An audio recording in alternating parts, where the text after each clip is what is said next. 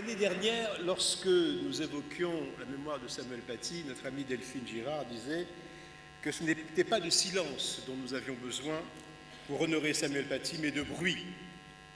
Le bruit de nos mots, le bruit de notre résistance, et contrairement à ce qu'un journal a affirmé, le bruit de notre mémoire. Samuel Paty, nous ne l'avons pas oublié, il est avec nous. Je vais demander à notre ami Yanis Roder de venir évoquer la figure de Samuel Paty.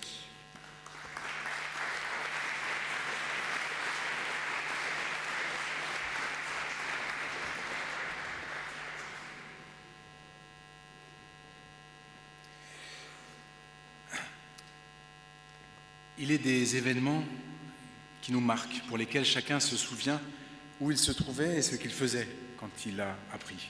On pense évidemment à Charlie Hebdo, mais pour nous tous ici réunis ce soir, l'horrible assassinat dont fut victime Samuel Paty fut de ces événements-là. Ce vendredi soir, 16 octobre 2020, peu après l'heure de la sortie des classes, nous étions saisis d'effroi par cette information qui apparaissait sur les écrans de nos smartphones. Un enseignant assassiné à Conflans-Sainte-Honorine.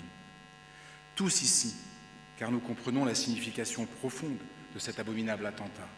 Nous savons qu'à travers Samuel Paty, c'est tout ce qu'il représentait, aux yeux de son assassin, comme aux yeux de ceux qui ont encouragé ce dernier, et aussi de ceux qui l'ont ensuite salué, car il y en eut qui étaient visés.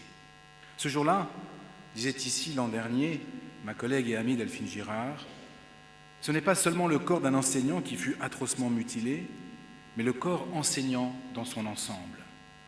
C'est parce que ce corps enseignant œuvre pour la liberté qu'il a été mutilé.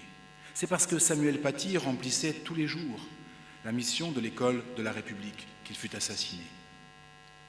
C'est parce que tous les jours, il offrait à ses chers élèves, pour lesquels il ne comptait ni ses heures, ni son énergie, n'hésitant pas à se remettre en question, à réfléchir à de nouvelles stratégies pédagogiques. C'est parce que tous les jours, disais-je, qu'il offrait à ses élèves la possibilité de grandir, de s'élever, c'est-à-dire de s'émanciper, de se libérer, qu'il fut assassiné. C'est parce qu'il avait fait sienne la formule de Ferdinand Buisson, le rôle de la République, c'est de faire des républicains, qu'il fut poignardé et décapité.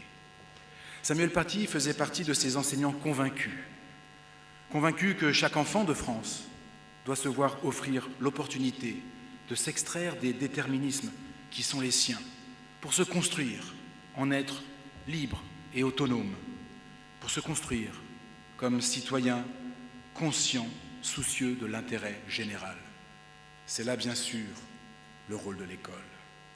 J'avais été frappé, dans les jours qui ont suivi ce terrible événement, de l'incapacité de certains à nommer les responsables, à qualifier le mouvement politico-religieux qui avait armé le bras et l'esprit de l'assassin. Nous savons très bien que le slogan « Plus jamais ça », sans être capable de dire de quoi relèverait le « ça » et qui en seraient clairement les responsables, ne nous aide en rien à comprendre les événements et nous amène à tout confondre. Il nous faut éviter les slogans vains qui euphémisent l'événement et nous empêchent de le penser.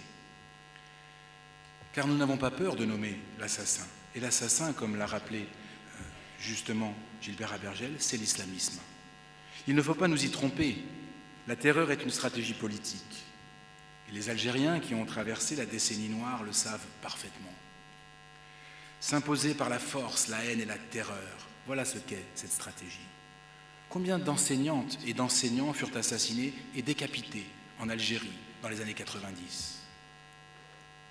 Nous n'en sommes pas là encore en France, et j'espère que nous n'y viendrons jamais, mais je préfère rappeler que, dans une enquête que nous avions faite pour la Fondation Jean Jaurès, un quart des enseignants aujourd'hui disent s'auto-censurer plusieurs fois par an quand ils abordent les questions religieuses. Alors non seulement il faut nommer l'ennemi de la République, de la démocratie et de la liberté, mais il faut continuer à outiller les enseignants qui sont en première ligne pour faire face à la poussée islamiste dans les établissements scolaires. Il faut les former à la laïcité et aux valeurs de la République, mais aussi à la lutte contre la radicalisation. Ils doivent également être assurés du soutien de leur institution et de l'État. Être assurés qu'on ne leur dira pas, s'ils enseignent la liberté d'expression, qu'ils ont froissé la sensibilité de leurs élèves quand ils leur apprennent la relativité de leur positionnement et de leur vision du monde. Michael Paty, la sœur de Samuel, disait à la Sorbonne le 15 octobre dernier que celui-ci apprenait à ses élèves à se confronter à ce qui peut déplaire tout en leur laissant exprimer leur désaccord. Il a opposé le langage à la violence. La République, même s'il faut parfois se battre pour elle, et c'est le cas aujourd'hui, doit apprendre aux élèves à débattre. C'est ce qu'enseignait inlassablement Samuel Paty.